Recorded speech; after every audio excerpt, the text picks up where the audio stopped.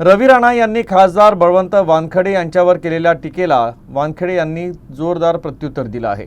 नवनीत राणा या नौटंकीसाठी जनतेमध्ये परिचित असल्याची टीका त्यांनी केली। तसंच अनुसूचित जातीच्या समाजासाठी राणा दाम्पत्यानं काय काम केलं याचा हिशोब द्यावा आणि 2029 मध्येही नवनीत राणा यांचा पराभव होईल असा दावा खासदार बळवंत वानखडे यांनी केला। नवनीत राणा ह्या नेहमी वारंवार नौटंकी करत असल्यामुळे मग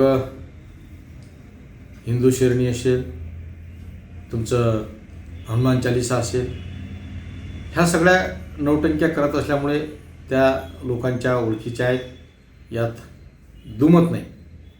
परंतु ज्या मतदारसंघातून त्या निवडून गेल्या, ज्या प्रवर्गातून निवडून गेल्या, त्या प्रवर्गाचा एक तरी प्रश्न मांडला काय? सभागृहात आजही त्यांचं आणि माझं कामकाजाचं तुम्ही जर पाहिलं तर माझं कामकाज हे आपल्याला कोणाही वेळेस जास्त दिसेलच।